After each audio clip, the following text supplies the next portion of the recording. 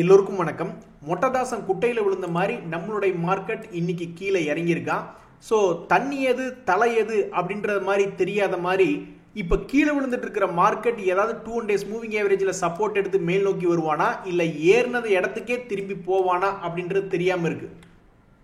கிட்டத்தட்ட இப்போ கணக்கெடுத்து பார்க்கும்போது 280 பாயிண்ட் என்பது இறங்கி தான் கிடக்கு. உலக பங்கு சந்தைகள் நீங்கள் எது போய் எடுத்து பார்த்தீங்கன்னாலும் பெரும்பாலும் க்ரீனாக தான் இருக்கா. நம்ம மார்க்கெட் மட்டும்தான் இன்னைக்கு இறக்கம்.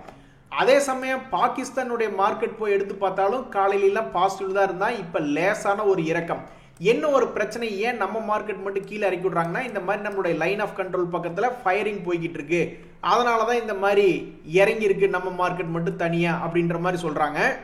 ஸோ ஜியோ பொலிட்டிக்கல் இஷ்யூ அப்படின்றது அங்கே இங்கேன்னு போய்கிட்டு இருந்தது. கடைசியில் பார்த்தா சைனாக்கும் அமெரிக்காவுக்கும் இடையிலேயே பேச்சுவார்த்தையில் போயிட்டு இருக்கு, ஒரு மாதிரி போயிட்டு இருக்கு நல்லபடியாக. அப்படின்ற இந்த நேரத்தில் நம்மளுடைய பார்டர்ல சில பிரச்சனைகள் வர்றதுனால தான் இப்போதைக்கு நம்மளுடைய மார்க்கெட் என்பது இறங்கியிருக்கு. ஸோ இன்னைக்கு நம்ம மார்க்கெட் இறங்கி இருக்கிறதுக்கு இதுவும் ஒரு காரணம். இதுல இன்னொரு புரியாத புதிர் என்ன அப்படின்னு பாத்தீங்கன்னா, எஃப்ஐஎஸ்னுடைய பை ஃபிகர்லாம் பார்த்தோம்னா 8250 கோடிக்கு நேற்று வாங்கியிருக்காங்க கேஷ் மார்க்கெட்ல. அப்படி இருந்துமே நம்மளுடைய மார்க்கெட் நேற்று ஓரளவுக்கு ஸ்ட்ராங்கா நிக்க முடியல. இன்னைக்கு கொஞ்சம் செல்லிங் ப்ரெஷர் வருதுன்னா அப்ப பெரிய பெரிய இன்ஸ்டிடியூஷனல் தவிர்த்து வேற ஏதாவது பயந்துட்டு செல் பண்றாங்களா? ஏன்னா டிஐஸ் நேற்று பெருசா செல் பண்ணல, எஃப்ஐஎஸ் வந்து மிகப்பெரிய அளவில் வாங்கித்தான் வச்சிருக்காங்க. அப்ப வித்தது யாரு அப்படின்றது இன்னுமே தெரியாம இருக்கு. சமீபத்தில் வந்த தகவல்ல இன்னும் மிக முக்கியமான தகவல்களாக இருக்கிறது என்னன்னா, இந்த பிஎஸ்சி ஷேர்னுடைய போனஸ், அதே மாதிரி பஜாஜ் ஃபைனான்ஸினுடைய ஸ்பிளிட் அண்ட் போனஸ் சம்பந்தப்பட்ட நிகழ்வு, சீமென்ஸ் அப்படின்ற பங்குனுடைய டிமெர்ஜர். ஸோ இப்போ ஏற்பட்டிருக்கக்கூடிய வீழ்ச்சியில் இது போன்ற நியூஸ் இருக்கக்கூடிய பங்குகள் பெருசாக கீழே இறங்கி அவனுடைய ப்ரீவியஸ் சப்போர்ட்டில் இது வந்து விழுவானா அப்படின்ற மாதிரி நிறைய பேர் பார்த்துக்கிட்டு இருக்காங்க. ஏன்னா எல்லாத்துக்குமே தெரியும் ஸ்டாக் மார்க்கெட்டை பொறுத்த வரைக்கும் ஏதாவது ஒரு சப்போர்ட் அப்படின்றதுல உள்ள போயிட்டு ஒருவேளை பைலக் மேல் நோக்கி வந்ததுன்னா அதை ரெசிஸ்டன்ஸில் தள்ளி விடணும் அப்படின்ற மாதிரி. ஸோ நியூஸ் இருக்கக்கூடிய பங்குகள் இப்போதைக்கு பெரிய தகவல் அப்படின்னு பார்த்தோம்னா இந்த பிஎஸ்சி, பஜாஜ் ஃபைனான்ஸ், சீமென்ஸில் இருக்கு. அது மட்டும் இல்லாம ரிசல்ட் கொடுக்கப்பட்ட பல பங்குகள்ல இன்னைக்கு வந்து ப்ராஃபிட் புக்கிங் அப்படின்றது பண்ணியிருக்கான். இப்ப இந்த வாரத்தினுடைய திங்கட்கிழமை அன்னைக்கு பாத்தீங்கன்னா 2 மிகப்பெரிய பேங்க்கள் சூப்பர் ரிசல்ட் கொடுத்து மார்க்கெட்டையே மேல் நோக்கி வர்ற மாதிரி ஹெல்ப் பண்ணியிருந்தானு. ICICI bank, HDFC bank. கரெக்டா 4 நாள் முடிஞ்சு இன்னைக்கு வெள்ளிக்கிழமை ஆக்சிஸ் பேங்கினுடைய ரிசல்ட் வந்ததுக்கு அப்புறம் அந்த பேங்க் ஒரு 5% பக்கம் கீழே இறங்கி ஏறி வந்த ஏற்றத்துக்கு ஒரு சின்ன ஒரு முடிவுரையாக இன்னைக்கு ஒரு மாதிரி ஃப்ரைடேவே லேசா முடிச்சு விடுறாங்க. ஆக்சிஸ் பேங்க் மட்டும் இல்லாம ரிசல்ட் கொடுத்ததுக்கு அப்புறம் எஸ்பிஐ கார்ட்ஸ், எல்டிடிஎஸ், ஏசிசி போன்ற மிகப்பெரிய கம்பெனிகள் எல்லாம் ப்ராஃபிட் புக்கிங் பண்ணி, ஏன்னா சமீபத்தில் நிறைய பேர் 20% 40% ஏறி வந்தானுங்க. மேல் நோக்கி வந்தோடனே ரொம்ப சௌரியமா போச்சுன்னு நிறைய பேர் அதில் ப்ராஃபிட் புக்கிங் பண்ணி இன்னைக்கு இந்த பங்குகள் எல்லாம் 4%, 5% பக்கம் இறக்கி விட்டுருக்காங்க. இன்னைக்கு எல்லாமே பேட் நியூஸாக தாங்க நண்பர்களே இருக்கு. எவனோ ஒரு 4 பேர் பண்ண தப்புக்கு நம்ம மார்க்கெட்ல உலகத்திலே வந்து இப்போ நம்ம மார்க்கெட் மட்டும்தான் இன்னைக்கு நெகட்டிவ்ல இருக்கு. இந்த சமயத்தில் இன்னொரு பேட் நியூஸ் என்ன அப்படின்னு பார்த்தீங்கன்னா, க்ரூட் ஆயில் வந்து கொஞ்சம் கொஞ்சமா இப்போ ரெக்கவரி ஆயிட்டு இருக்கான். சமீபத்தில் தான் ஒரு மிகப்பெரிய வீழ்ச்சி சைனாக்கும் அமெரிக்காவுக்கும் இருந்த காரணத்தினால நல்ல வீழ்ச்சி அடைஞ்சா அது இந்தியா கொஞ்சம் ஃபேவரா தான் இருந்தது. அதுக்கப்புறம் பார்த்தா அவங்க 2 பேரும் நீ பேசிக்கிறாங்க, ஏதாவது பிரச்சனைகள் தீருமோ அப்படின்ற காரணத்தினால க்ரூட் ஆயிலினுடைய விலை இப்போ மறுபடியும் ஸ்ட்ராங் ஆகுது. ஆக மொத்தம் சமீபத்தில் பேட் நியூஸ்கள் ஒருங்கிணைந்து வந்ததுனால தான் இன்னைக்கு கிட்டத்தட்ட 300 பாயிண்ட் பக்கம் இறக்கும். இனி அடுத்த 2 நாட்கள் விடுமுறை வருது. அந்த நாளில் ஏதாவது நல்ல தகவல் வந்து ஏதாவது நம்மளுக்கு அடுத்த வாரம் திங்கட்கிழமை அன்னைக்கு மார்க்கெட்டை பாதுகாக்குமா அப்படின்றத பொறுத்திருந்து தான் பார்க்கணும். அப்படி வரக்கூடிய தகவல்கள்ல வந்து யாரு முன்னணி அப்படின்னு பாத்தீங்கன்னா, ரிலையன்ஸ் அண்ட் மாருதி, இவங்க 2 பேரும் மிகப்பெரிய பிரம்மாஸ்திரம் மாதிரி தான். இவங்களுடைய ரிசல்ட் நம்மளுடைய மார்க்கெட் அடுத்த வாரம் திங்கட்கிழமை எப்படி ஐசிசி பேங்க், ஹெச்டிஎஃப்சி பேங்க் தூக்கி விட்டானோ அதே மாதிரி இந்த ரிலையன்ஸ் மாருதினுடைய ரிசல்ட் வந்து இன்னைக்கு வந்து அடுத்து வரக்கூடிய நாட்கள் லீவு முடிஞ்சு திங்கட்கிழமை இன்னைக்கு தூக்கி விடுவானா இல்லையா அப்படின்றது பொறுத்திருந்து தான் பார்க்கணும். நண்பர்களே, ஒரு முக்கிய தகவல், இந்த பவர் கிரிட் அப்படின்ற கம்பெனில 85 மெகாவாட் சோலார் பிவி பவர் பிளான்ட்ல இருந்து கமர்ஷியல் ஆபரேஷன் ஸ்டார்ட் பண்றாங்க அப்படின்றாங்க. சென்னைக்கே ஒரு நாளைக்கு ஒரு 400 மெகாவாட் பக்கம் தேவைப்படுது. பக்கத்தில் இன்னொரு 0 சேர்த்தீங்க, 4000 மெகாவாட் என்பது ஒரு நாளைக்கு தேவைப்படக்கூடிய இந்த நேரத்தில் இந்த 85 மெகாவாட் பவர் பிளான்ட்ன்றது சிறுசா இருந்தாலும் அவங்களுடைய பிசினஸ் ஸ்டார்ட் பண்ணியிருக்காங்க அப்படின்றது ஒரு பாசிட்டிவ் தகவலாக இந்த பவர் கிரிட்டுக்கு வந்திருக்கு. இந்த பவர் கிரிட்லாம் ஏற்கனவே 200 ரூபாய், 240 ரூபாய் ரேஞ்சில இருந்து 300 ரூபாய் வரைக்கும் ரெக்கவரி ஆகி வந்தவன் தான். அதுக்கப்புறம் இப்போ கொஞ்சம் இன்னைக்கு தடுமாற்றமாக இருக்கா. இந்த சமயத்தில் இவங்களுடைய பிசினஸ் கமர்ஷியல் ஆபரேஷன் ஸ்டார்ட் பண்ணியிருக்காங்க அப்படின்ற ஒரு தகவல் இந்த இடத்துல வந்திருக்கு. ஸோ இந்த பவர் கிரிட் போன்ற பங்குகளில் இன்னொரு முக்கியமான தகவல் என்ன சொல்லுதுன்னா, இது மாதிரி பவர் செக்டரில் இருக்கக்கூடிய பல பங்குகள் ஒருவேளை மார்க்கெட் வீழ்ச்சியின் போது கீழே விழுந்தான்னா மறுபடி திரும்பி ஒரு 30% 40% ஏறி வரக்கூடிய ஒரு தகுதி இருக்கிற மாதிரி காமிச்சுக்கிறானுங்க. அப்படி இருக்கும்பொழுது இனி மறுபடியும் அடுத்த ஃபால் எப்போ வரும், மறுபடியும் எப்போ கீழே விழுவா அப்படின்ற மாதிரி நிறைய பேர் பார்த்துட்டு இருக்காங்க. இந்த நாட்கோ ஃபார்மா அப்படின்ற ஷேர் என்னாலும் இல்லாத திருநாளாக சமீபத்தில் இந்த 2025 ஒரு மிகப்பெரிய வால்யூம் அப்படின்ற சமீபத்தில் பண்ணிருக்கு. இந்த வால்யூம் பண்ணதுக்கு அப்புறம் தற்போது மார்க்கெட்டும் ஓரளவுக்கு சுமாரா இருக்கிறதுனால ஒரு மாதிரி நின்று ட்ரேட் ஆயிட்டு இருக்கான். அப்ப இவன் இருக்கக்கூடிய இந்த சென்டர் பாயிண்ட்ல இருந்து இதுக்கு முன்னாடி 1240 ரூபாயிலிருந்து கீழே விழுந்தான். அதே மாதிரி சமீபத்தினுடைய லோ 680. அப்ப இந்த சென்டர் பாயிண்ட்ல இருந்து எந்த பக்கம் போவான் இந்த வால்யூமை வச்சுக்கிட்டு அப்படின்ற மாதிரி நிறைய பேர் பார்த்துக்கிட்டு இருக்காங்க. அது மட்டும் இல்லாம இந்த தெர்மேக்ஸ், வேர்ல்பூல் போன்ற பங்குகள்லாம் திடீர்னு ஒரு மாதிரி பெரிய அளவில் ரேலி கொடுப்பாங்க, அதுக்கப்புறம் கொஞ்சம் சுமாரா இருப்பாங்க அப்படின்ற மாதிரி இந்த தெர்மேக்ஸ் அப்படின்ற பங்கு கிட்டத்தட்ட 2023 இருந்து வெறும் 2000 ரேஞ்சில இருந்து தொடர் ஏற்றமாயி 6000 வரைக்கும் வந்தான். 6000 இருந்து மறுபடியும் இப்ப பெரிய அளவில் கீழே இறங்கி 3500 இருக்கு. இப்ப இந்த சமயத்துல இந்த தெர்மேக்ஸ்ல சமீபத்தில் ஒரு ஹை வால்யூம் அப்படின்ற சில விஷயங்கள் நடந்துட்டு இருக்கு. இது எதுக்கு, இங்கிருந்து அவனுடைய பழைய ஹை போறக்கா இல்ல மறுபடியும் இங்கிருந்து ஒரு பழைய 2000 போறக்கா அப்படின்றது பொறுத்து இருந்து தான் பார்க்கணும். அதே மாதிரி வேர்ல்பூல் அப்படின்ற பங்குல ஒரு மிகப்பெரிய வால்யூம் நடந்ததுக்கு அப்புறம் பெரிய அளவில் கீழே விழுந்துட்டு மறுபடியும் ரெக்கவரி ஆயிருக்கான்.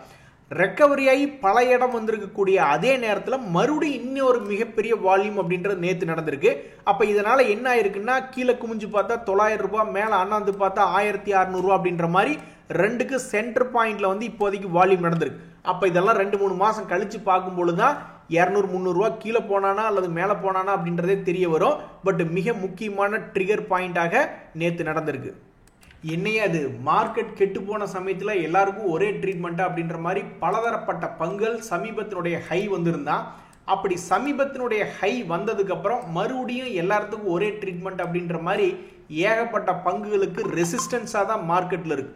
ஸோ அந்த ரெசிஸ்டன்ஸ்ல இருந்து மறுபடியும் கீழே விழுக போறானா இல்ல மறுபடியும் மேல வர போறான்னு தெரியல. பட் ஏகப்பட்ட பங்குகளுக்கு எல்லாத்துக்கும் ஒரே ட்ரீட்மெண்டா தான் அவனுடைய ரெசிஸ்டன்ஸ்ல இப்போதைக்கு கொஞ்சம் செல்லிங் ப்ரெஷர் போய்கிட்டு இருக்கு. இந்த சமயத்துல எங்க நினைச்சு பாருங்க, நாங்கெல்லாம் பாருங்க எங்கிருந்து விழுந்திருக்கோம், கிட்டத்தட்ட 55% விழுந்திருக்கோம் அப்படின்ற மாதிரி இந்த கிளீன் சயின்ஸ் போன்ற பல்வேறு பங்குகள் கிராஷ் ஆனிக்கு. இப்பதான் நம்ம பார்த்தோம் பவர் கிரிட் போன்ற ஸ்ட்ராங்கான பங்குகள், பலதரப்பட்ட பங்குகள் கீழிருந்து 30-40% அப்படின்றது ரெக்கவரி ஆகி வந்திருக்கான். ஸோ எந்த ஒரு வீழ்ச்சியிலுமே முன்னணி பங்குகளை பார்த்து தான் கான்சென்ட்ரேஷன் பண்ணணும் அப்படின்ற மாதிரி. இந்த ஜூப்லண்ட் ஃபார்மா அப்படின்ற பங்கை எடுத்து பார்த்தாலும் அவனு 1300 ரூபாய் ரேஞ்ச் எல்லாம் போனவன் இப்ப 915 அப்படின்ற மாதிரி இருக்கான். ஸோ திருப்பி ஸ்டாக் மார்க்கெட்ல ஒன்னே தான் நடக்குது, ஏகப்பட்ட பங்குகள் கீழே விழுகிறானுங்க. நல்ல பங்குகள் அங்கிருந்து திரும்பி மார்க்கெட் கொஞ்சம் சப்போர்ட் பண்ணாலும் சரி ஒரே மாசத்துக்குள்ள 20-30% ஏறானு. அப்போ ஒவ்வொரு சப்போர்ட்டையும் நோக்கி கான்சென்ட்ரேட் பண்ணும், நல்ல பங்கா பார்க்கணும் அப்படின்றதான் படிப்பினை. நண்பர்களே, இந்த BHL அப்படின்ற பங்கு சமீபத்தில் 2 days மூவிங் ஆவரேஜ் பக்கத்தில் கிராஸ் பண்ற மாதிரி வந்தான். அப்புறம் அந்த இடத்துல ஃபெயிலியர் ஆகி மறுபடியும் 250 ரூபாய் ரேஞ்சில இருந்து 170 ரூபாய் வரைக்கும் கீழே போயிட்டான். அதுக்கப்புறம் மறுபடியும் கொஞ்சம் பிக்கப் ஆகி இப்ப மார்க்கெட் மேல் நோக்கி ஏறி வந்ததுனால 2 days மூவிங் ஆவரேஜ் டச் பண்ணியிருக்கான்.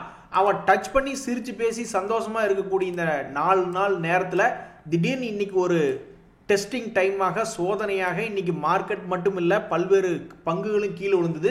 அதுல இந்த BHL ஒன்று. BHL இன்னொரு தகவல் என்ன அப்படின்னு பார்த்தா, ஏதோ ஒரு மைனர் ஃபயர் ஆக்சிடென்ட் அவங்களுடைய போபால் யூனிட்ல நடந்தது அப்படின்ற மாதிரியான ஒரு தகவல் வந்திருந்தது.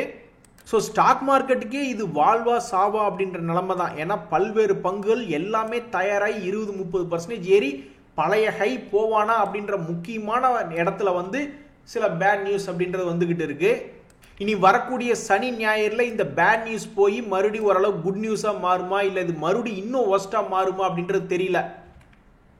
அதனால எப்பவுமே பெரிய பொசிஷன் இருக்கிறவங்க எல்லாம் ஹெட்ஜிங் அப்படின்றது பண்ணிக்கணும். ஏன்னா எப்ப வேணாலும் மொட்டதாசன் குட்டையில விழுந்த மாதிரி இதுக்கு முன்னாடி எல்லாம் விழுந்திருக்கான் பாத்தீங்களா, மொட்டதாசன் குட்டையில விழுந்த மாதிரி அவனுடைய பழைய லோ கிட்டையே போவானுங்களா இல்ல வேற எங்கேயாவது இடையிலேயே சப்போர்ட் எடுப்பானுங்களா அப்படின்றதான் இப்ப தெரியாம இருக்கு.